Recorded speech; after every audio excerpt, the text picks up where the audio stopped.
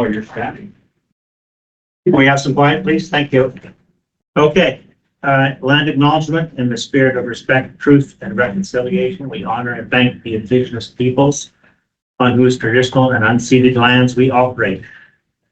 Can I have a motion to accept the agenda? Andy? Linda, thank you. All in favor? Carried, thank you. Okay, the minutes of the April 15, 2025 East End Services Committee meeting are presented. I have a motion to accept the draft. Terry? Mike, thank you. Any amendments? All in favor? Okay, carried. Okay, delegation. We have one delegation, Andrew Espinine. If you wish to come forward.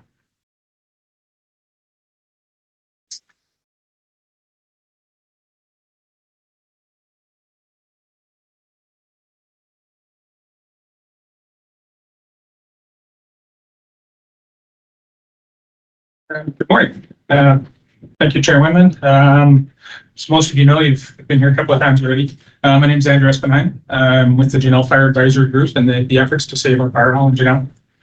I'm here this morning as a spokesperson for the Janelle community and the work done by the Janelle Fire Advisory Group over the last 3 months. February announcement that the Janelle Fire Hall was closing shocked our community. Initially, there was a tremendous level of frustration. But most importantly, there was a renewed level of community spirit in response to this. Our neighbors showed up, our community stepped up, and our citizens worked hard to show who we are and what we want. Through community meetings, email campaigns, social media outreach, door-to-door canvassing, we've been able to get the message out and engage our community. We've educated our neighbors on the value of a local fire service. We've explained the impacts of not having a local fire station, and we've offered them opportunities to be part of the solution. Actively engaging and informing our community has come with 2 big rewards. First, we've secured formal commitments from over 24 residents. These are people eager to apply when Kootenay Boundary Regional Fire actually starts a recruiting campaign this year. We are confident that a strong group of new recruits can be put together from this group, and combined with the commitment of the 5 existing members, will have the firefighters needed to revitalize Stage 373. Second, we've put together a strong community support network. We have a solid group of dedicated volunteers eager to support our local station. They'll continue to provide services for community education and advocacy, assist with information distribution, and support the volunteer side of the fire hall, while maintaining a strong relationship between our community and the fire hall. The RDTB strategic plan includes a mission statement that will provide vital services that promote community sustainability, well-being, and vitality. They'll be responsive and adaptable to best serve the residents. We're asking for some of that adaptability right now. Would you consider reversing your decision to close Station 373? When you make a decision today, we ask you to consider 3 things. First, the impact and financial costs to the Janelle residents of closing it. Second, the commitment that the citizens of Janelle have demonstrated. And third, that you listen to what the RDKB residents of Janelle have asked for. Thank you again for your time, for being responsive to our concerns. We hope that you'll vote yes and save Janelle Fire today. Thank you. Thank you. Okay. I'm going to have a motion to read the delegation.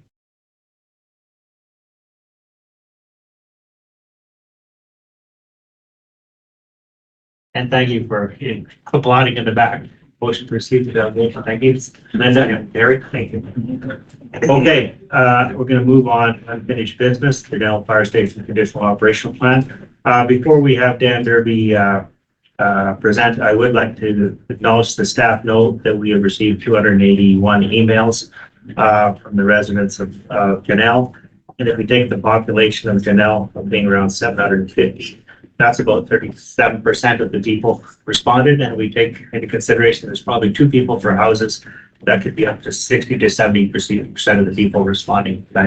So quite a lot of people sent an email in. I have personally received a multitude of emails as the chair. I've not responded to all of them, but I know Linda has as well. So all of those were received in good order. So Dan, over to you. Thank you. Apologize for my back into the crowd here. So in developing this staff report at the direction of the East End Services Committee, the Deputy Chief Gallimore and myself wanted to set the foundation, and so we went back to the underwriters to just get clarification because of the sort of the enormity and how significant this decision is. So as I'd indicated to the committee in the past, is I did have a concern with the prior number of a minimum of 15 being the required number for the Janelle station. That was question one for them, and the underwriters came back and confirmed that because Janelle is part of a bigger system, the Coles Notes is that it's a minimum of 10 required for the station. Question number two is following our training plan, and so would they basically trying to set the stage for, if we follow our training plan, will they recognize those members as they're working through that training? And again, they came back with a response that's supportive of the training plan and program that we have, in that basically what we're trying to say is, do they have to be completed their training to be recognized, or is it that they're in play or in process in their training? And they confirm that as long as they're training towards the standard, that they're recognized as a firefighter. So assuming, question number three, assuming that there's 10 firefighters and the agreement for training as outlined is approved, which they did, would the fire underwriters maintain the dwelling protection grade of 3A and the public fire protection classification of 4? They confirmed, yes, that probation or a provisional status would be in place for the next year, giving us time to bring the station up to the required standards. But they went on further to say that the departments or the station has an active membership which is capable of promptly providing a normal minimum response of at least 4 members to fire alarms. A 77% no response rate would not be considered meeting the above statement. And one of the things I thought of, just to give you context to that and why we've come up with some of the numbers that we do, is typically volunteer and paid on call fire departments use a 1-in-4 ratio. And so to achieve that regularly 4 on a truck, you need that 1-in-4 to is kind of 1-in-3, 1-in-4 is what they look at, right? So 15 or 16. Yep. And so that's part of how we got to where we're at. So historically, our paid on call recruitment has largely been driven at the local station level. And over the last number of years, more and more, we've been doing that as a bigger group, led by our station officers committee that meets several times a year. So we've been meeting again this spring. Our 2025 recruitment is essentially on hold until we have the outcome of today. So, and today it will inform sort of where we're going with Janelle and how we move forward with our other stations for our 2025 recruitment.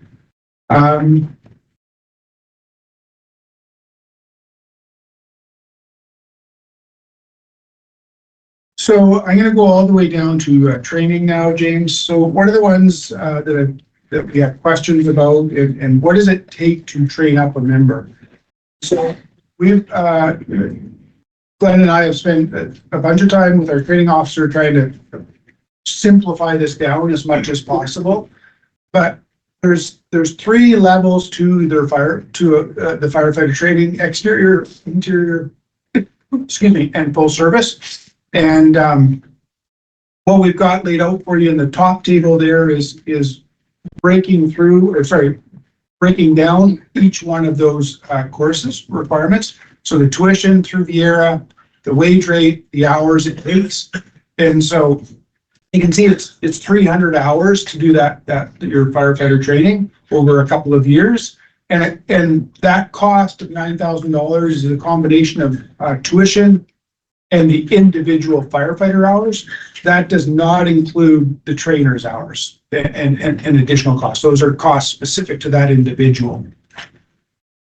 Similarly with the first responder, just a nominal tuition fee for the criminal record check, I believe it is. And then we do that training in-house, and so it's mostly hours. Wildland firefighting, again, so those are the three pieces that are the core key training for our paid-on-call firefighters. Their 1001 firefighting, their first responder training, and their wildland firefighting. So you can see that, close to 400 hours, over a couple of years, it would take to complete all that training at a cost of about $11,000. So it speaks to the commitment required from the individual, but it also speaks to the commitment from us to the individual to provide that training. So you can go in.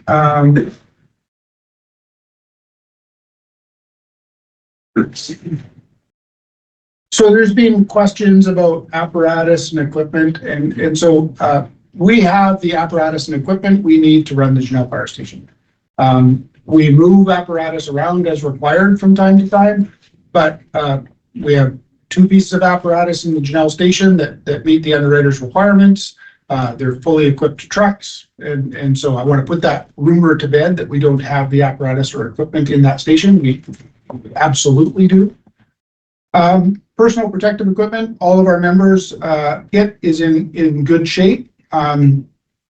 This is one of our weak points from the perspective, if we have a big recruitment class, we only have 11 sets of, or 12 sets of spare gear in inventory. And we typically use old gear for our new members because they're not in the fire environment right away, and they would get newer gear as they gain certification and experience. But this is a place where we could have some challenges in the coming years around personal protective equipment. So you can see that the cost to completely kit someone out is $6,400 for their turnout gear, uniform issue, and their wildland PPE. From a building maintenance perspective, I had hoped to have a number for you, but our contractor didn't get it back to me in time. But at 40 years old, the summary is the building is in need of some building maintenance in the next couple of years, specifically a new roof, and the building envelope is needing some maintenance as well to maintain the building envelope. In my estimation, we're probably $50,000 to $100,000 to do those works over the next couple of years. Implications. Obviously, the closure of the Janelle Station would have a significant impact on the fire underwriters' insurance rating for the community. And that's really what drove this conversation from the beginning, was the fire underwriters' decision. We're required to report to them from time to time when we have significant changes, i.e. personnel changes, negative or positive, or apparatus replacement, those types of things. And so in our normal reporting period, which we delayed as much as we could, it became apparent that they were going to drop the community to unrecognized because of our staffing challenges that we were having, and not meeting that required number. So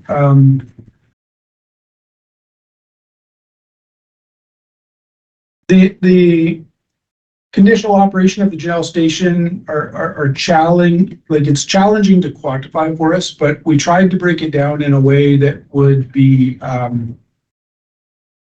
fairly easy and consumable, if you will, to understand, and transparent was a big concern. While we met the needs of the fire department as per the policy we've set for the training level that we have, that was set at this table, that's required by the BC Firefighter Minimum Training Standards. We're required to set that. So all of those things come into play. And we're also working with, we're not just supporting our Janelle paid-on-call station. We have our other 4 paid-on-call stations that we need to equally support in how we look at our recruitment and open houses for 2025. So the continued operation of the Janelle Station will impact projects and priorities that are included in the work plan that I'm responsible for, both for the fire hall and for 911 emergency response. And I tried to break that down here in just for your awareness. So the ladder truck replacement, supply chain delay, it's on budget. It's anticipated delivery next year, which is 2 years late, but that's supply chain in the industry. Commissioning of the training grounds, commissioning of the live fire prop is scheduled for this week. So we're hoping to get that labeled and stamped and completed this week or next. Phase 2 is on order and will be completed by the end of July. And then, paid on call station optimization, there's no progress on that. I'm suggesting we defer that to the fire service master plan. Part of that is really the conversation we're having here today. Updating our bylaw and service area. And this is a project that I come back to every now and then when I have time. But it's a project that we really need to prioritize to get back to, because there's things in the new act that we need to update our bylaw so we can use those tools from a fire prevention perspective. So that's important work that we are required to do. Glenn and I are meeting with GIS staff later this week to try and keep the service area mapping conversation going. And again, I want to, because we have a mixed audience today, I want to highlight that service area portion of that conversation is not about taking service away from anyone. It's about managing our service level, specifically around private managed forest lands and crown lands and those sort of things that are currently included in the service area that probably shouldn't be. Updating our operational guidelines. While it's not in the work plan specifically, it's one that we talk about a lot and we work on, and it's a big project, and we've made limited progress on that in 2025. Station 371 building envelope upgrades, that there's no progress on that. That's kind of a grant ready. Freya keeps watching for opportunities that we may be able to do some improvements there. Wildfire preparedness, we got a Columbia Basin Trust grant again this year, and that's for the most part completed, because it was about equipment, and Glenn's led that work and that grant opportunity. And so without Glenn's work on those grants, I mean, he's done a lot of work the last number of years to see our success in the grants. I'm very thankful for that. On the emergency communications side, no progress on the work to continue the improvements for our repeater site work that's required this year. All of this that I've been talking about, and in the 2025 budget development and 5-year financial plan, we talked about a master plan for the department, and it really highlights, I believe, that what this type of strategic document could do for us for the long term of Kootenay Boundary Regional Fire Rescue. So the conditional operation plan of the Janelle Station both highlights the need for it, as I just said, and will impact the capacity of staff to move something like that forward. But I think it is something that as we develop next year's 5-year financial plan and the work plan for 2026, I think we need to spend more time talking about the fire master plan. Next page, please, James. So now the Janelle Fire Station Conditional Operation Plan. So, this report was kind of we spent a couple of months doing this because we wanted to provide an accurate reflection for yourselves of the conversation and the enormity of the decision that's required here. And after careful consideration, we're recommending that we increase the Janelle's, should the committee adopt this plan, that we look for adding 10 additional members to the Janelle Station for a total of 15. So that's one of the questions that's out there. 2, the age requirement. The operational guideline that we have requires an retirement age of 60, and we are going to be sticking to that at this time. So the all of that information rolls into, should the committee consider an alternative direction for the Janelle Fire Station operations, staff, we're recommending the decision to be dependent on the following conditional operation plan. 15 firefighters by September 1st. Firefighters will be hired based on current hiring practices. Firefighters shall adhere to our attendance requirements operating guideline. The station has an active membership capable of promptly providing the minimum response of at least 4 members to fire alarms as required by the underwriters.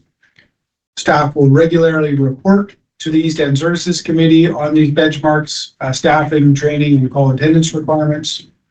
And if membership drops below 10 firefighters and our attendance drops below operational guideline requirements for more than 6 months, we'll report to the East End Services Committee seeking direction to close the station. So just before, I guess, a piece of paper here, sorry.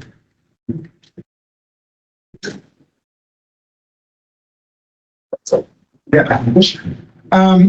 Couple of thoughts I thought of over the weekend just to sort of close my presentation is from a budget perspective, the 2025 budget was not changed to reflect the closure of the Janelle Fire Station. We anticipated 6 months of operation. We anticipated some closing costs. So there's no change to the budget for 2025 for the Janelle Station.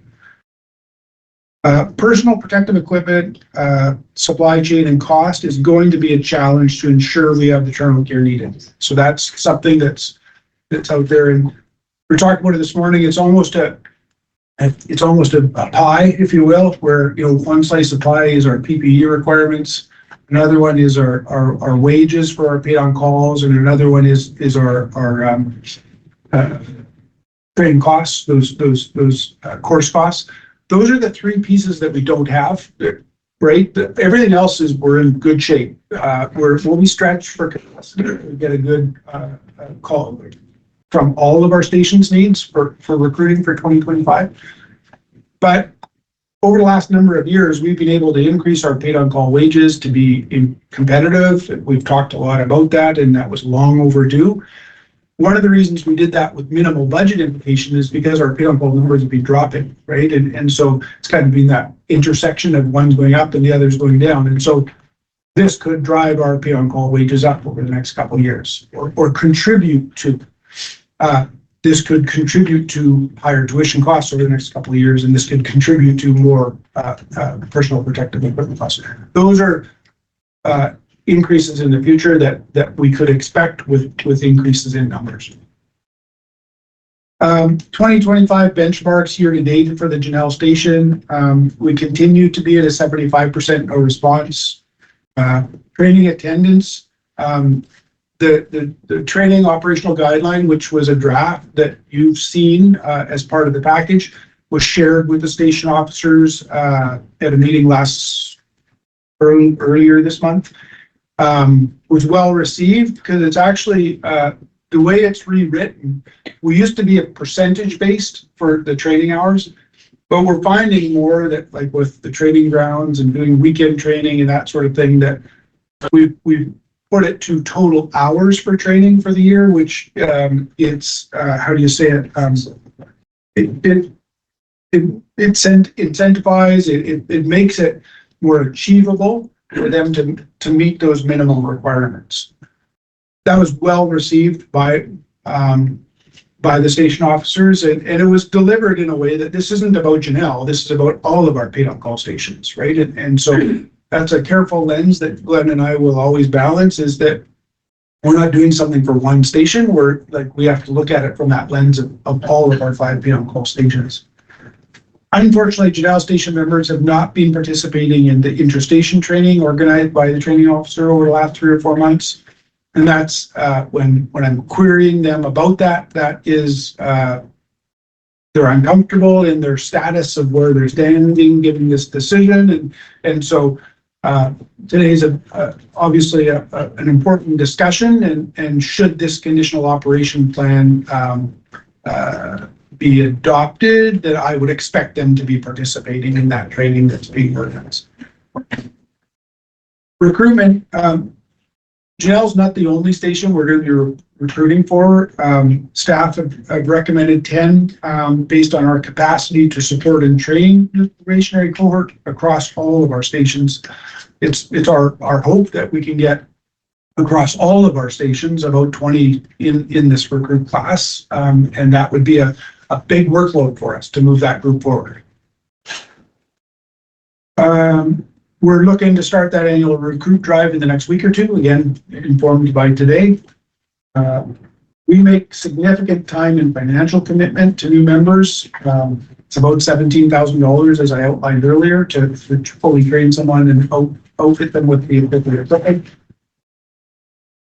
I talked about that, the new operational guideline and how that was, where we're going with that. And then, yeah, I think those are the key pieces that I wanted to share this morning, and happy to answer any questions.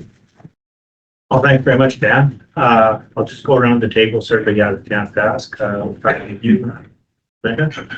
And I don't have any, well, the only thing Dan had brought up was about the recruitment across the board, because regional fire services and satellite office, fire halls for paid on call, they all have to be considered as one when it comes to the costing. So it's not just the recruitment for the Janelle Hall 373 station that would add to the load. It would be the additional that add to the budgetary load. So just so that it's made clear that it wasn't just about, as you mentioned, about Janelle, it's about the load for the whole system, because they're all falling a little short, I think, on universities' challenges, their membership. So thank you for that. Thank you. Terry, comments, questions?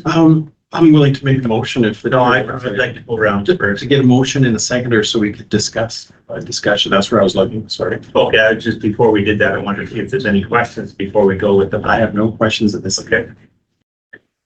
Dan, the turnout gear, when do you anticipate, like, I understand they don't have to purchase turnout gear initially, for new recruits. When approximately the process is it that investment necessary?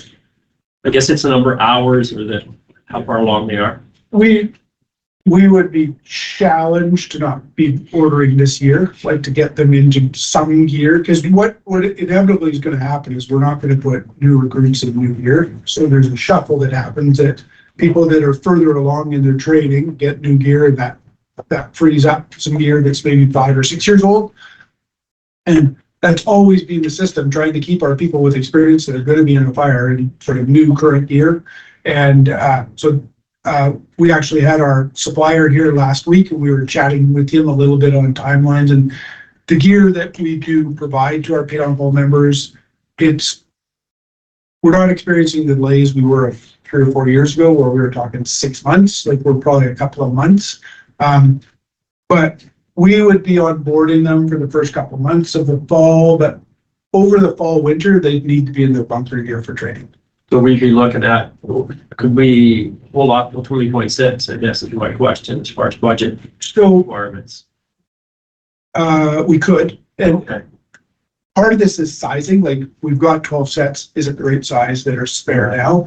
And then the other part of this is that we budget every year to replace gear, and this year we only need 4 sets across the service, because we don't order gear until we need it, because you're just burning money, right? Literally, like, we're waiting to replace it in that 10th year. So we only needed 4 sets. So it is a pretty good year. That frees up 8, 9 sets that we would normally be, that we budgeted for. Right. And so it's, Right. yeah, Right. there's a few balls there that Yeah. need to balance. Yeah, I'm just wondering as far as the implications to the 2025 budget. Yeah. Yeah, I think that was my question at this point. Mike, any questions, comments? Yes, there's 5 paid on call members there right now. How many are fully qualified? 2. Yep. And you said it takes like 400 hours and 2 years training. Can that 2 years training be, like, get it done in 1 year? I mean, that's a balance of their availability and training capacity, right? And so I think There's a number of things that we've been doing lately to try and help squeeze that, and the training grounds is a big piece of that. That's why we asked question number 2 to the underwriters, was because they don't have to be fully recognized to sort of tick a box to be counted, right? As long as they're training towards the standard, they're counted. So we have time. Okay, thank you. Frank, any comments, questions? Or just the question around the building. You said there's a roof and the envelope. Does that have to be done right away?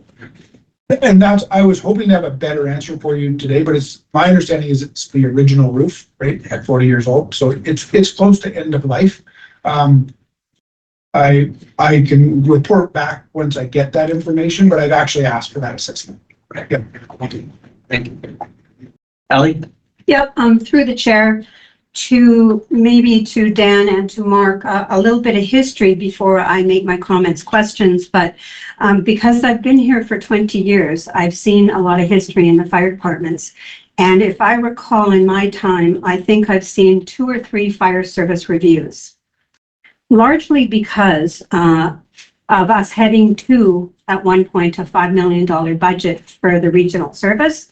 Now at 5 million, now heading towards 6 million. And it's our job to be cognizant of those impacts to all taxpayers. In those fire service reviews, if I recall correctly, we looked at a number of different models. One of those models was, I believe what they do in Central Kootenay, East Kootenay, where there is no regional fire service. We're very unique in the province in that some of the other communities in East Kootenay, Central Kootenay, the Fruitvales, the Montrose, the Janelles, the Warfields, they stand on their own in those communities, funded solely by those communities. Is that a factual statement? And factual for this regional district as well. We have the Christine Lake Fire Department, that's a standalone department, and the Beaverdale Fire Department and Big White Fire Department, the new standalone department.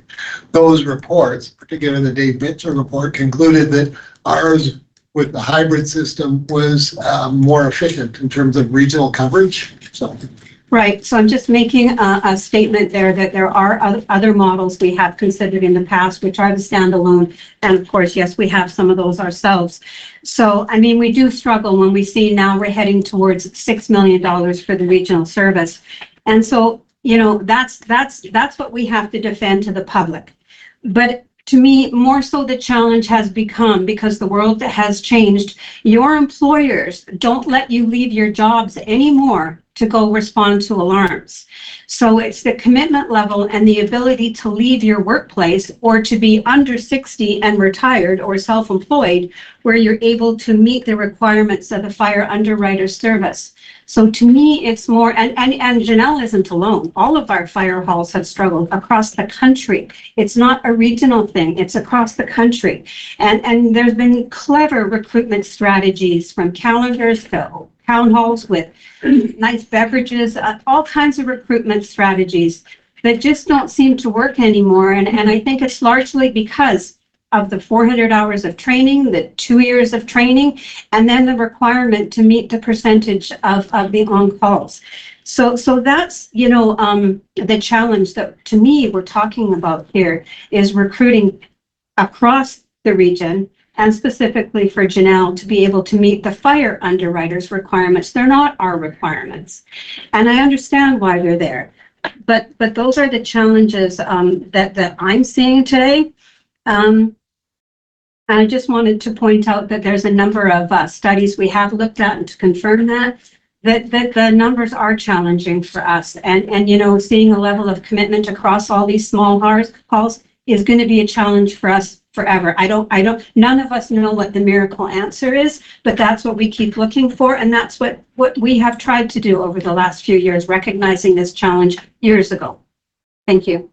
Okay, thank you, Dirk. Bill, I had one question I didn't forget to ask, Dan, was specific to the call out requirements, minimum 4, would that be on all calls, not just fire, like when you say fire call? Yeah, so the underwriters were specific to I just want to forget their wording, so just fire alarms where they were specific to, but I mean, like So we have a minimum response requirement of 2, but also on a first responder call, we only need like a maximum of 5 to go to that incident. And so in Rossland, they have a system to manage down, if you will, to get like, so we're not over responding for those first responder calls, right? And then in our other stations, we haven't needed that because we don't have the numbers turning out that they do. So yeah, that's. But you're still, your requirement under that guideline is regardless of what the call is for, it's actual call. Yes. Okay. Yeah. Thanks. And we really wanted to make it simple, so because I don't want to create unnecessary administrative work for, to track all this as well. These are pretty bread and butter statistics for us to manage. So Underwriters follows with the NFPA recommendation is for 4 firefighters to respond on your first line apparatus. And the definition of alarm is that's all fire-based responses. So car accidents, Medical. no. Okay. So the medical one is our policy. We've allowed up to 5 to respond to a medical incident. So that's the provincial standard, but the national standard, which is the recognized standard, is for 4. So you need to have 1 officer or a senior member to supervise your crew. 1 member has to be able to operate the pump, and then 2 firefighters to initiate fire attack or start rescue work, whatever, until your second and third alarms and their engines and apparatus come into. So the minimum number of firefighters on your first out apparatus, the standard is 4. Okay. Point of process, Chair. Could we just all speak loud enough so the people in the back can hear us? Sorry, this is the first time I've been told I was quiet. Sorry, guys. Thank you. Did you hear? Yeah. Okay. Daniel. So one of the other things that I just wanted to mention is our recruitment package that we have. Since I met with you last, the station officers, we in preparation for our 2025, they asked that we go through the document again, and we had some redundancy in the document, and just so Glenn spent some time and we've cleaned it up a little bit, but just I think the reason I bring it up is it speaks to our continuous improvement. Like we're not just sitting on a document that's 17 years old. Like we're doing this year over year and trying to learn from what we did last year, right? And so we've touched it, we've refreshed it, it's ready to go. It's really where do we go from here? Okay, if I can just let's scroll down to the bottom there on the recommendations. Linda had her hand up. Oh, sorry. Oh, I just wanted to make a statement at the end, before we go to the vote. Okay, so you can make a statement. Go ahead. Okay. Assuming you're done. Yeah. Okay. I didn't have it. Well, I just had the one question earlier, so. First off, I'd like to thank Deputy Chief Derby and Deputy Chief Gilmore for the work that you've done to do some revision on the application process and for the hard work on this proposed conditional operation plan. The residents of Janelle have shown monumental efforts to save the Satellite Fire Station 373 from closure due to lack of firefighter numbers to meet the requirements of underwriters. The fire station being allowed to go forward strictly under conditional operational guidelines is essential to provide the much needed local protection of services, mitigate emotional stress of losing homes due to community being classified as unprotected, and will provide practical needs of mutual aid that we have with neighboring RDCK communities in times of tragedy. With the ongoing and escalating drought in our local forest, this brings forward a whole new problem into the areas with even more stress about the lack of local firefighters to help aid in the fighting of those fires with the local firefighters and with forestry firefighters. And it's inevitable. It's going to happen. We've been lucky so far and dodged the bullet, but it's going to happen for all of us in all of our communities. I would ask that this committee consider supporting the recommendation of going forward with the conditional operation plan put forward for Station 373 in Janelle to allow the community the opportunity to build membership for paid-on-call firefighters to one of complete compliance with that operational plan as put forward today, therein providing the chance to continue to maintain it there for the years ahead. So thank you. Okay. So the alternatives are there, and I'm taking it from, Director Gorley, if you want to, Linda, do you want to put the number 3 forward? Yes, I would. Okay, the motion is conditional operation of the Janelle Fire Station as outlined in the Janelle Fire Station conditional operational plan, which is got 6 bullets above, for the year there. And that's your motion. Do we have a seconder? Carrie? Questions on the motion? So can we make some comments? Yes. Chair? By all means. So I see this, a couple things that are affecting us here. First, the whole thing about volunteerism. I talked about this at Long Gadafoni's retirement. It's hard to recruit people now for all kinds of volunteers, not just this. I think it's going to hit our fire departments over the next few years. It's a big issue. And fantastic that they've stepped up to the plate. However, the underwriters too, they're being a bit, I will say, fussy about the distance between Trail and Janelle and the response time. Because if they would accept that, then we wouldn't have this big of an issue in terms of the insurance. So that's another thing that really upsets me. I agree with this Janelle Station conditional operation plan. It's a good idea. I have to say, just to be transparent to everybody in this room, if it comes back to this table and they haven't met all these criteria, I will be voting to close the Janelle Fire. Just to let everybody know. Let's give them a chance, see how it works, and it's up to the community to make that happen. Thank you. Anybody else want to discuss, comment on the motion? Mike, Ellie? No. Andy? I just want to say that the same for me. It's very important that the community continues to support this recommendation to go forward. I think this issue has been on our table for a couple of years now or more, specific to this hall, and it's the recruitment efforts, as far as I'm concerned, have been. They've been there. Our staff have worked hard to try and get more people involved. Maybe obviously the response from the underwriters and how the insurance it would be affected by the community to the individual homeowners is obviously where the motivation is coming from.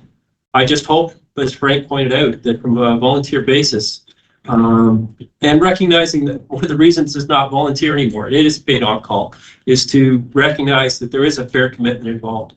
But I'm concerned too that volunteers in the next few years for all community activities is waning, and it's really important for us to continue to build community and recognize how important our volunteers are. At all levels. So I'm willing to support this today, but with a warning that if it doesn't meet those requirements, I'd be voting it down as well, voting to close the hall in a future date. Sure.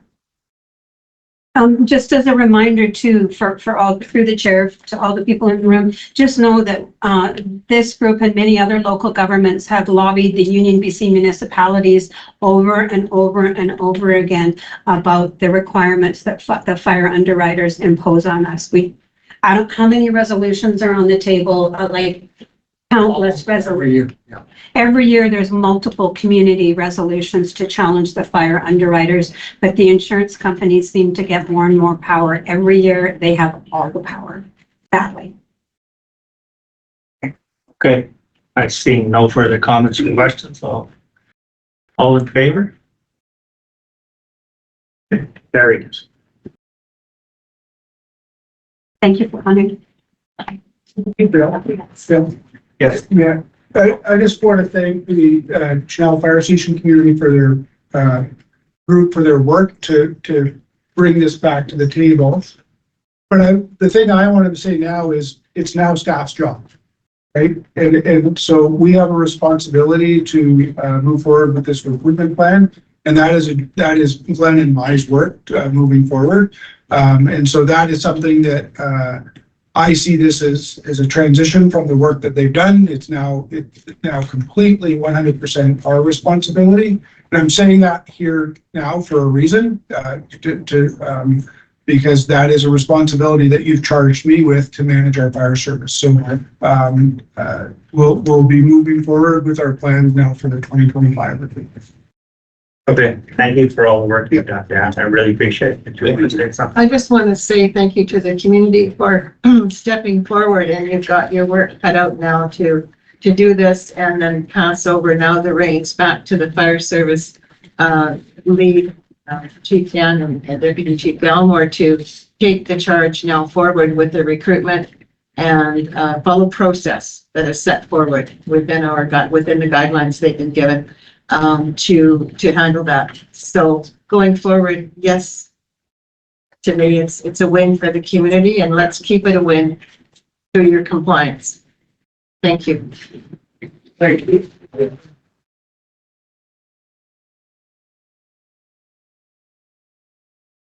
Okay, we're gonna do a 2-minute recess. Sure. At, yeah, 20. Yeah, no, all the evening guys.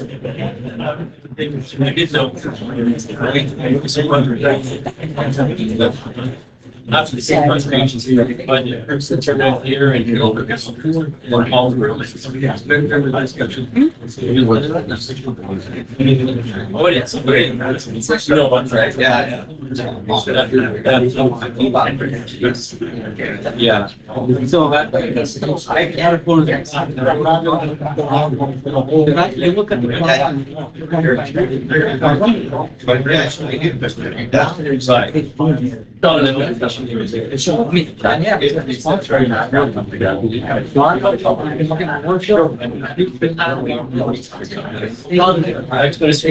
so you be careful. I'm going to our staff here. Right now. Yeah. So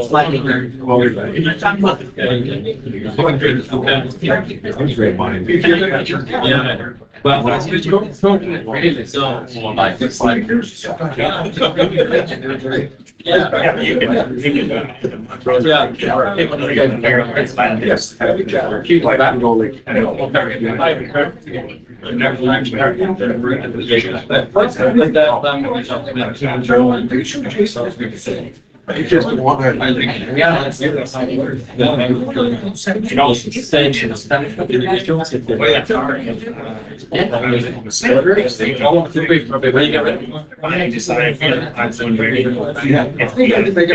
think. I knew them, they'll become not kind of there, like, we can get through, you know, and we followed the same thing with. Yeah. I just, well, when I changed everything. Oh, I see. I'm just saying I was saying here, either shut it down, that's where we're all. You're gonna fall down. It's based on this is my body. Well, first evaluation, and I never give. Being airports, and this is not the holiday for you. You know, they're working that day. You know, oh, thank you very much. I really, my life was working 4 days. And it was 14. Thankfully, I'm not addicted. And you know, it's just at this point, my life. when I got into 50, I never started. See, it's about money. Oh, yeah. Can you, I said, you just, I said, it doesn't matter. That was the last we gave. Yeah. The new, you're successful. Yes, that one, but you're just doing your job. I said, get better. And then I got called back in. And guess what? We were. That too. Yeah. I built it up. And it's not ongoing, every 3 years. Your value is 30% of your car. There's 30%. It's a constant cycle of recruiting with paid on any. Yeah. Oh, yeah. We don't need. We just, that, yeah. No, I mean, we don't. That's what I said.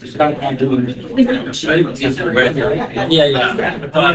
They look at really so, they said, "Are you really?" Like, yeah. They got.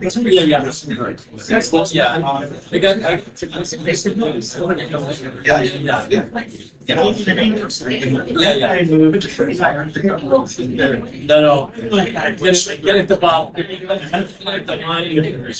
other thing is the really calendars are on. I just went to North, if anything, I'm a forced family. It's like, Yeah. Or the best ones. The best ones. We sat. Three guys in one here. 18. Yeah, that's what I got. They didn't put their transfers. Bosnia. I do remember. The phone like money in Painfield, they did issues in the Vegas. Let's work this out.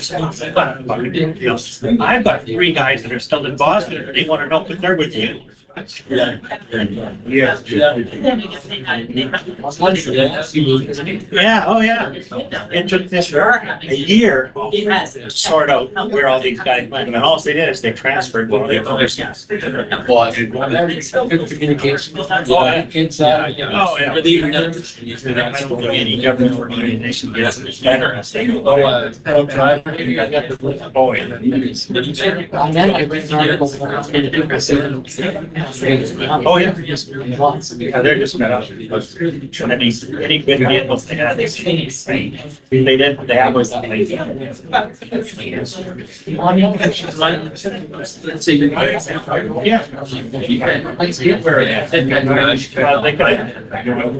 It's involved with that. We just walk down these order. I wonder if they got. I know it's just flat. It's like adding there. I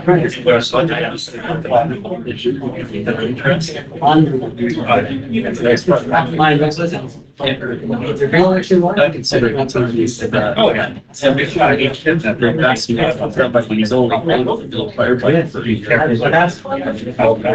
Yeah, no. Yeah.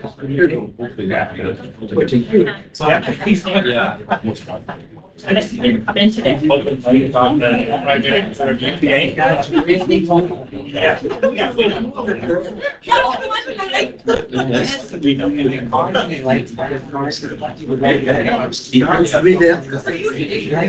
Oh, yeah.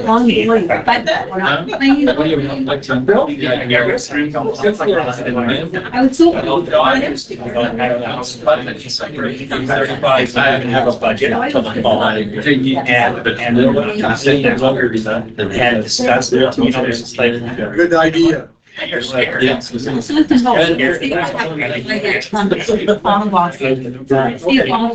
is interesting how we handle.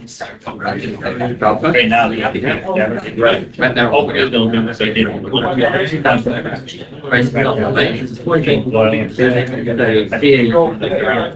And then you should be a late running.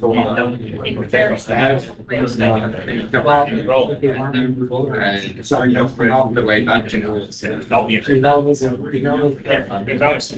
Right. What did you want to know about the meeting on the 27th? It was Matt Corilla's schedule that changed. Yeah.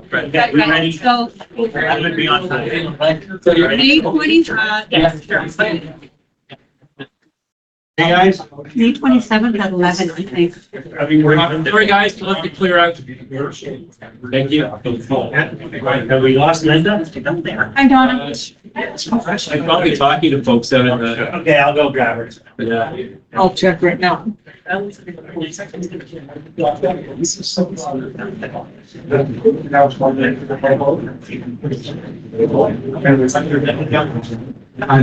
lost your chair?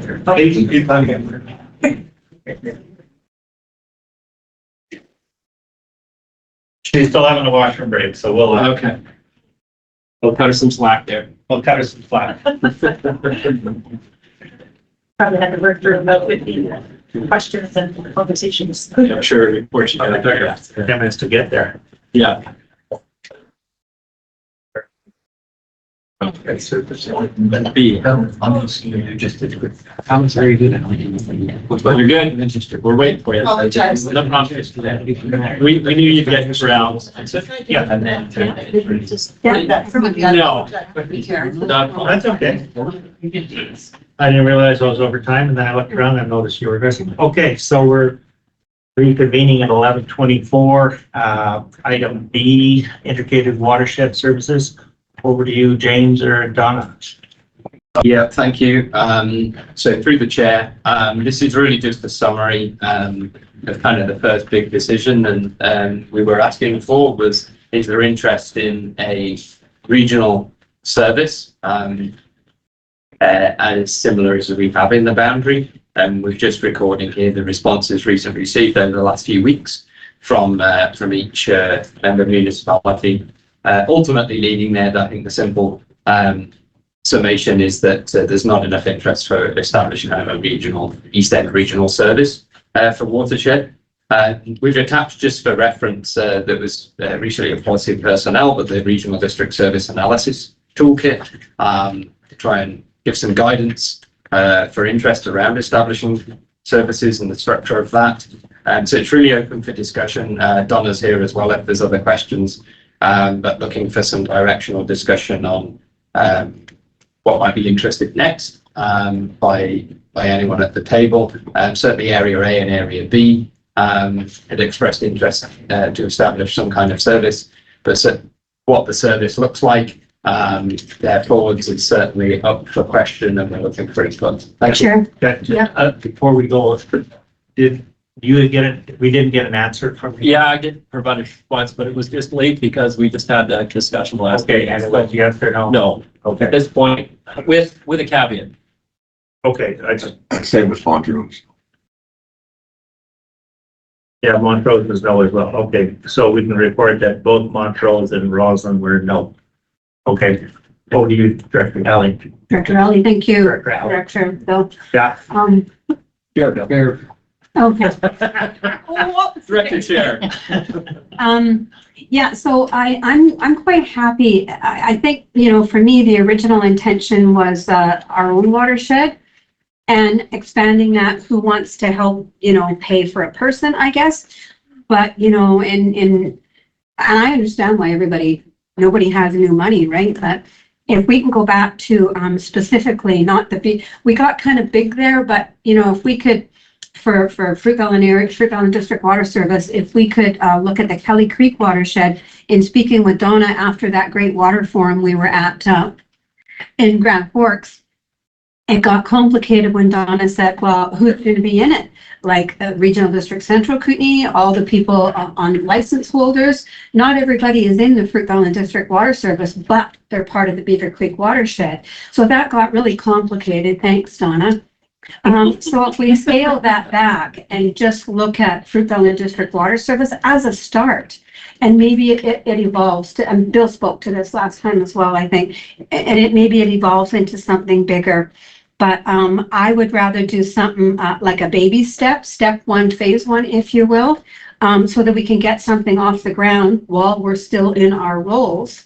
And maybe at some other time we join together. I don't know what that looks like, but I don't think we need a separate service if we keep it small. Yeah, and certainly for the Beaver Valley water system, there are provisions provincially to do a drinking water protection plan, sometimes called the source protection plan. Typically, those are ordered by the health authority, or as Goring pointed out, I think at the last utilities committee, he mentioned that it's not a requirement of the permit to have that for that service. But it doesn't necessarily mean that the regional district couldn't initiate it on our own. We haven't received an order, nor is it a permit requirement, but it doesn't mean we can't do it. So that would be a project that the Beaver Valley Water Service might want to include in the work plan. And it is in our long-term capital. It's actually in the 2016 plan. There was 3 non-capital items about watershed protection. It was mentioned 3 times of going forward within the next 10 to 5 years, and we're in year 10 right now. The discussion that we had when the village of Fruitvale was start small and maybe grow bigger. currently what's happening through Fruitville as well is we got a grant to do a flood mitigation plan, which covers the whole Beaver Creek watershed area, which is quite an extensive project that went on, and it's amazing how big that watershed is. So it's up to, I've sent it back to the village of Fruitvale for comments. Do we focus on just Kelly Creek watershed or Beaver Creek watershed, which way we want to go and how do we want to go? So that'll be discussed at the next meeting in June, which way it's going to go. But either way, even if it's a Beaver Creek watershed, it'll end up being a service somehow within the regional district, right? So, because it's not inclusive just to Fruitvale. So, but hopefully it'll be Kelly Creek to start off with. Yeah. Yeah. I mean, not meant to exclude Area B or anything, but it just gets complicated once you open it up a bit. If we could start with something simple, I get it, and I get why people don't want to offer up, yeah, we'll throw in money in the pot right now. For what? You don't know yet. So can we move this, do we move this through to Mark or James? Do we move this down to the Utilities Committee then, out of East End Services? Yeah. Okay, so can I have a motion to move this concept down? Ellen? Yeah. Just Yeah. wondering what Linda. Sorry, did you want to comment? No, I fully understand there's been an ongoing effort by Area A to do this. And if it's going to stifle the progress of their project, I certainly, and if the utilities experts, Goran and Donna, whomever Donna included, whoever's included in this, if they deem that it's doable as one, Yeah, fine. If not, then go with the singular. yeah, and I'm thinking if we can develop a template, then that template can be used for Area B on Hatton Creek and other creeks to expand upwards into the watershed area from that. Absolutely, and I fully agree with that. I think it's most reasonable, and I think it's fair. Okay. Well said. And my only other question, There was a motion. Yeah, my only other question, Chair, to the experts in the audience, I recently hear people saying it shouldn't be called watershed, it should be called water storage. Could I have a comment from Christina on that, please? Same? No, I think that they're different, and the watershed takes in a lot of other components, so your biodiversity and some of your other, characteristics within a watershed. So it just depends what your goal is. So if the goal is your water system, then water storage or the drinking water plan might be the way to go. Right. Yeah, I think it really bases to what. Okay. Thank you. Andy? Through Chair, and I wanted to say, yes, we had a discussion around the table about value of this as a regional service. However, the fact that we're all separate communities, except when we talk about Area B, where there is some adjoining watershed opportunities to explore. I would say that I'm happy to see your efforts to go ahead with something. Certainly, Christina, I want to say thank you so much, acknowledging the work and effort that went into the ripple effect. The watershed forum. I wish I could have gone the second day. First day was excellent. I knew the second day with the agenda was going to be as good or better. It is in our OCP, watershed protection. We've had discussions. There's been budget items periodically. One of the ministries has said, "Oh, you have to put fencing around all your storage capacity." In other words, we have 2 reservoirs now, not just one. And, that's a multi-$100,000 into the millions requirement. And thankfully, they aren't pressuring us to do that at this point, but that may come someday. Not to mention capacity, it has pointed out Hannah Creek, which is critical to our system, also continues to flow downstream and support the community of Oasis and Rivervale. So, we do have a shared system. So for us to continue to monitor what's going on in Area A, Rosalind may very well certainly have some learnings there and be looking at something similar down the road. Linda. To the chair, if I might add also that with the complexity of the Area B systems, because it's not just one, you're looking at a casino, you're looking at Janelle, you're looking at all the ones, and I'm sure the Janelle system is the Blueberry Creek system, and it feeds down from the top through there, which also services part of RDCK. So it's a complicated thing. Yes. But, so I think the template would be great. And then whatever needs to be done to stretch it out to cover these other complicated issues can be looked at, maybe incorporated eventually into a regional system. Okay. So. Again, yes. Finally, so if Christina is ever looking to move to the Lower Columbias, there's opportunities here.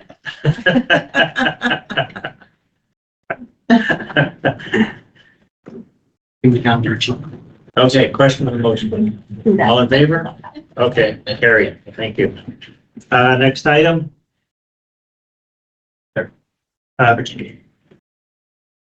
Oh yeah, Janine, invasive species. Item C. This was sent out, and actually late in 2024 or early 2025. I know that because in February, the Village of Fruitvale opted to join the invasive species service, but to my knowledge, none of the other municipalities have gotten back whether they're in or out.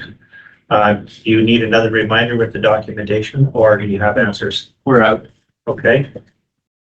Out. Okay, Rosin out. Trails out. Trails out. Montrose Montrose out. Out, Frank, that's Frank and Warfield out. out. Okay. Area B and Area A in? Already. Yes, I know. Yeah. Yes, go ahead. Thank you, Chair. Just, a gentle reminder, I understand there's no new money again. But from the presentation we had, 200 new invasive species come into Canada every year. And it's totally related to how we are able to farm our food and water protection and tourism. And there was a whole list of things that links. So when you all find some extra money, it's just something to consider. I was sure that the Village of Fruitvale would vote out, and our works foreman said we've already got a problem at Fruitvale Creek. Somebody planted some freaking weird thing, and it's gobbling up the creek, and they've pulled it out, ripped it out, and it comes back twice as big. And it doesn't take long before you have something in your creek, and then you're in it. So the Village of Fruitvale went all in for item 2B, which is the most expensive option, which was a total shock to me because I was proposing not to go for it. And So you have a problem. I was convinced, and once you have a problem, Yeah. you're in it. So we're in it because we've got the problem. Where's Fruitvale Creek? It runs right into Beaver Creek. And if we don't get a grip on it, it'll be in Beaver Creek. Oh, where is it? Where's? Oh, it runs underneath First Avenue and between the Villagers and underneath the railroad and into Beaver Creek. It comes from the mountain up behind the green tower, right? Yeah. From that Up side. that one, yeah. And once it's in a creek, it's hard to get it out. So I mean, we're happy to get any advice we can get and support and to make sure it doesn't get into Beaver Creek. It's wonderful. Okay. So there's my selling point. Wait till it's your problem. Yeah. And when it is, I'll be here today. I told you so. Well, what kind of plant is it? Because, It's some Asian bamboo thing or something like that. I don't know what it is. we'll bring some in. I can bring some and plant them in your. Oh, yeah. How about Pretty good. Hopefully we're high enough. that? Okay.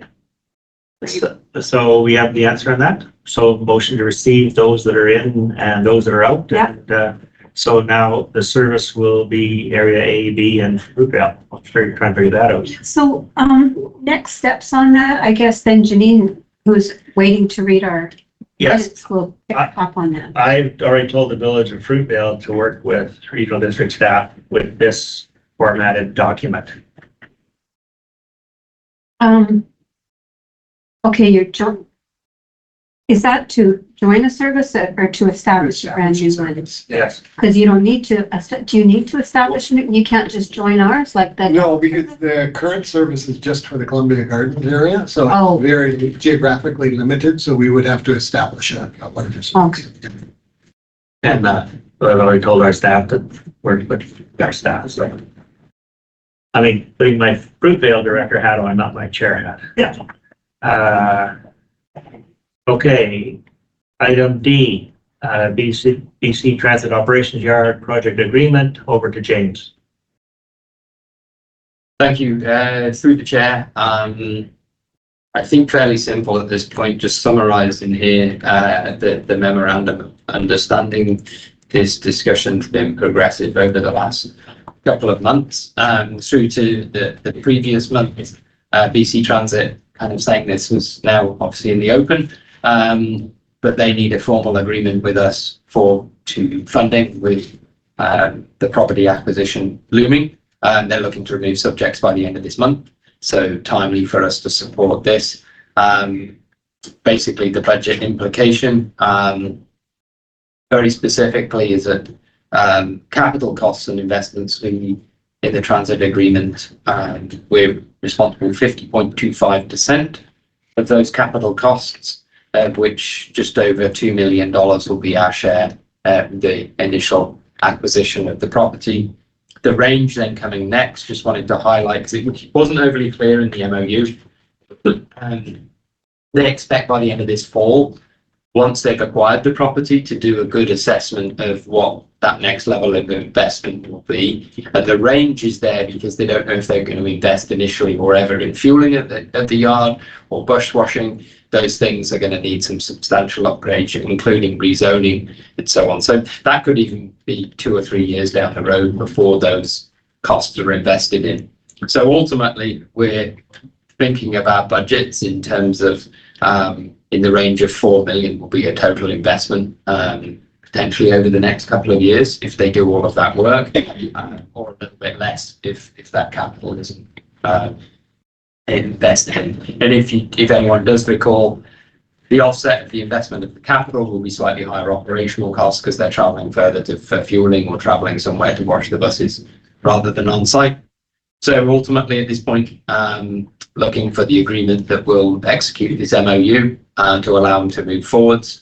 From a total budget impact perspective, we have got some budget built into the 2020 kind of 6-year and ongoing 5-year financial plan. It's been very much an estimate, and the total kind of actual cost is going to obviously shake out when they have the next phase of investment in the fall with the property, getting it ready for 2026 operations. They're totally happy that they can get work done, so you can move in there in July of next year.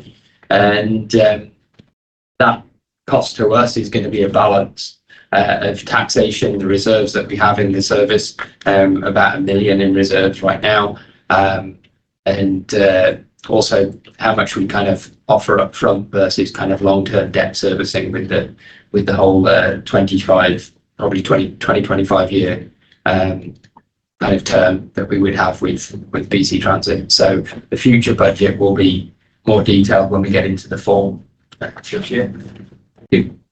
Motion to accept the recommendations. Sally. Okay. And I do want to speak. Yeah, okay, so I got Ali and Linda making the support for the MAU and the staff be authorized to sign the agreement. Okay, comments? Yeah, I guess we're all really happy that this is the outcome and not the original plans that were presented to us. So I think everyone's really happy to, I'm assuming, fully support this. Just some comments from the peanut gallery earlier that were given to me. They weren't made aware of this either. And I said, this kind of stuff is in camera with BC Transit until it happens. So they're annoyed with this. And furthermore, I sit on the water committee and they're not getting any water. Comments that were passed on to me. What? Some guy said, this purchase of land wasn't made, they weren't made aware of it. And I said, well, this stuff's in camera. Oh, okay. Yeah. The peanut gallery. Oh, the peanut gallery. Yeah, Okay. the residents, and that he was annoyed they weren't made aware of this, and he said, and they're not going to get any of our water. Okay. Just sharing. Linda. Thank you. Through the chair, and on that note, someone from the Improvement District handed me these papers before, just as they were leaving. And I'm aware of it. I read it. It's every resident got one. And it's about no new water services coming in because of looking to the future for water and the bus washing. And I said, look, that's something they're looking into, but the bus washing isn't going to happen right away. As far as I know, they've got other things they have to do first if they even go through with this purchase. So he said, well, no, they can't. You know, there could be a lack of water in the future, and they can't, we can't say that they can even have bus washing. And I said, how about let's let the process go along and then handle this when it comes to, and leave that to the people who are making the agreement. So between BC Transit and the regional district, Kootenay Boundary, we're thinking of this memorandum of understanding and moving ahead. It hasn't been voted on yet. So I said, I think perhaps we should not put the cart before the horse and just let things see. And it's up to those folks to figure out how they're going to do things when the time comes. He said, well, it's new water service. I said, no, there's already an existing water service that's doing basically the same thing. And he said, no, not on that scale. I said, you don't know what the scale will be of washing. They're already washing vehicles down there. I know that for a fact. And they're already repairing vehicles. So they have environmental things they're doing that are, regulations they have to follow for any runoffs or anything. So how about leave it in the hands of those that are doing this to figure it out? So this is something that's handled at our table. So in the regional district. So it's just rumor mongering. It's the few people that are upset about the world and don't like elected officials. Yeah. So that's where it sits right now. Okay. Yeah, I'm glad it's not $25 million. Yes. I would never have supported that in 100 years. And so, yeah, it's a great compromise. I'm concerned about operational costs going up substantially because it's at the end, a long way to the end of the run. Every bus has to get out there. Maybe electrification will be cheaper in the end. We'll see. The buses, it sounds like Nelson's going ahead. We were at BC Transit meeting recently, regional meeting, and Nelson is going to get some electric buses in the next while, which is good news to see how they can integrate into the system. The operational costs, how do they compare with what we pay now? I know the rent's built into it. We're actually going to own the building eventually. So just on a day-to-day operational cost, will it be competitive with what we're presently paying? Yeah, James. I could be very succinct and say, unfortunately, not is going to be a lot more. And is that because the cost is built, the cost of essentially the mortgage, basically the total cost of everything right. in the project?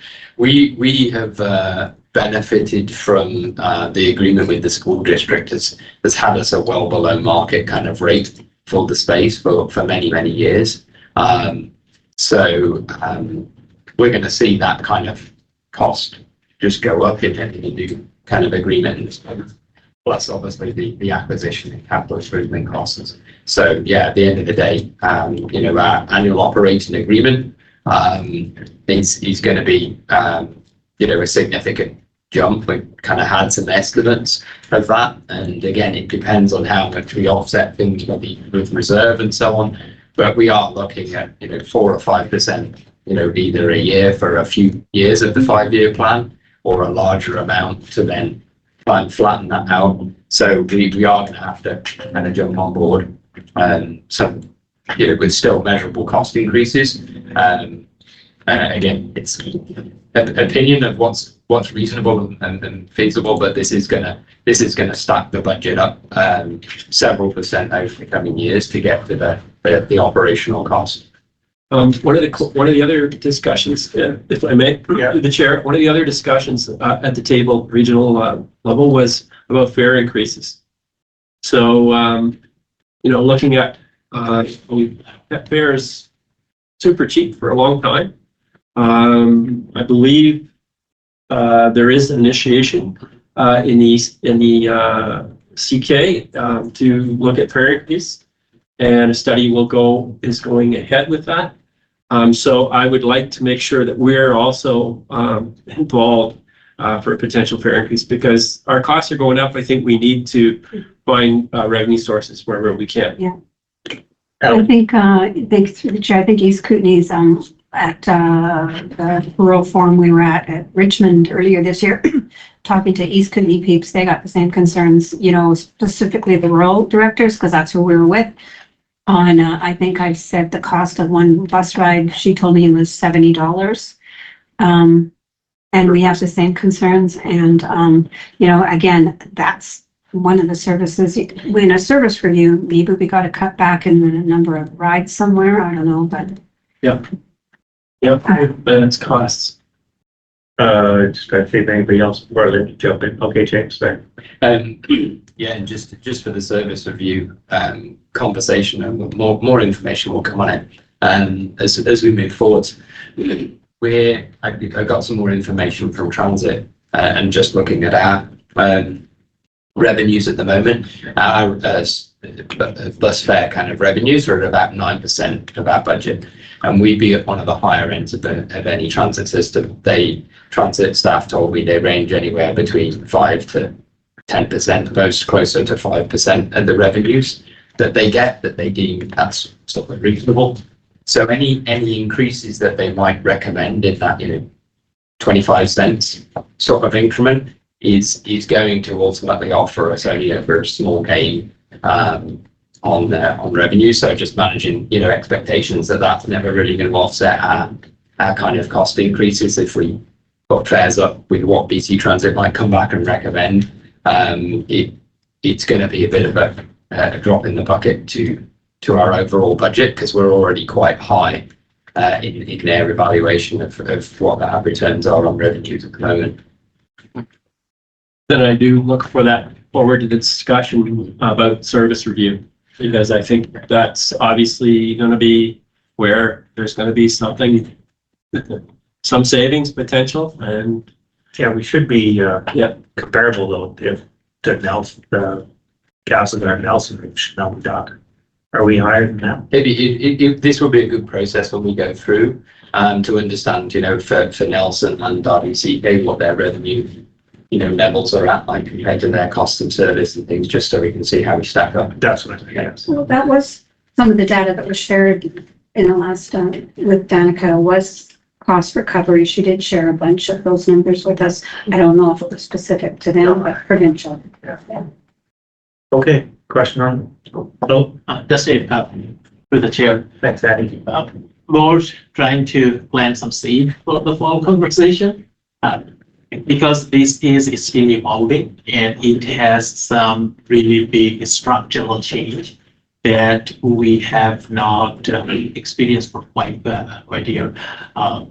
With the school district, we are add-on whatever we provide pretty much variable rate. Now we are moving into more on the full cost basis, so that has significant impact on the operation side.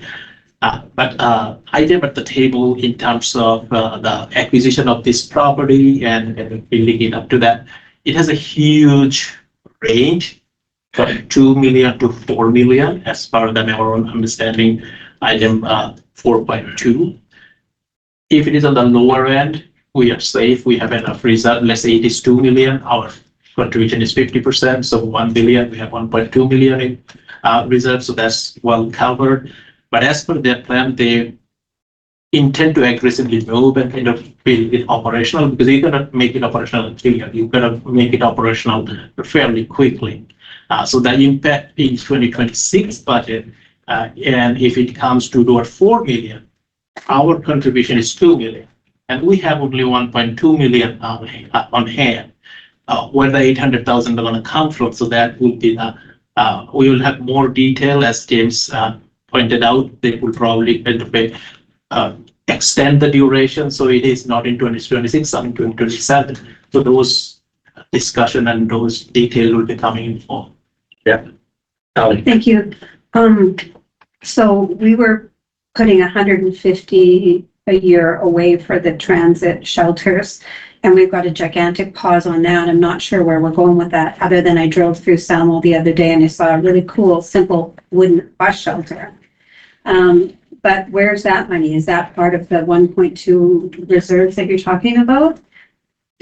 Through the chair, we're talking with the hydro grant relocation to the. The 150. Yeah, so that's why we have $1.2 million. Right. Because otherwise we would have much less. Yeah. Okay. Any other comments, questions? Okay. On favor of the motion? Opposed? Okay, carried. But just on the bus shelter thing, Okay, go to Salmo and see this brand new bus shelter that's there. It's a simple wooden structure. So I guess it was one of the things that, you know, wasn't critical in our survival, but it was certainly something we've been planning for a long time. So I'm not sure where we're going with that yet, other than replicating what Fruitvale has downtown in the pool yard. okay. We used to have that as a standing item on the agenda to talk about the bus shelters, but I just don't know where we're going with it now, other than we paused it. Well, I think it's paused until we get this new facility. Yeah, yeah, for sure. We're talking 2027 for any new. But just if we remember the original motion, the 150 was for the bus shelters and the transit exchange, not for the purchase of property. Yes. So we might need to revisit that motion. Is everyone, I think we already did Did we? from memory that, I do that. we, because of these costs coming up ahead, I think the committee already agreed with the motion to Okay. leave the 150 in the transit services in perpetuity. Yes. Yeah, I remember that. But for the purchase of property, I guess it doesn't matter. Maybe we didn't label it. We didn't Okay, label we it. didn't label it. Right. I remember the word perpetuity. I think I threw that. Okay. So item 7A, BC Transit 2025-26 annual operating budget. This is primarily because the province operates on a different fiscal year than us. Over to you, James. Thank you. There's nothing really new. This is more just housekeeping. For approval, each year, we've already got this kind of budget work through for 2025 and estimates for 2026. So just looking for agreement that we'll execute this and keeps us moving forwards with BC Transit. Can I have a motion? Linda? I'll second. Second, Mike? Questions on the motion? What if we don't approve it? All in favor? Yeah. Opposed? No. Okay. Carried. Catch 22. We gotta do it. It's like, Late emergent items. We have to revisit the other decision. Yeah. Item 8, late emergent items. Done. Discussions, an item for the future agenda. You've been getting that from Laura, where we're going for the next item. So keep looking at that if you want something new added on. I think that's going quite well, so I don't see anything coming up. Questions for the question period for the public and media. Do we have anybody in the media that wants to ask a question? Not seeing anybody. Raise your hand if you wish. Okay, Nobody's flashing a waving hand or anything. okay, going once. Questions from the media? Going twice? Okay, no questions from the media. Okay, or the public. or the, wait. I was making eye contact, no questions, no. All right. Okay. Okay, nothing for in camera, so motion to adjourn. Andy. Thank you. Good job, Bill.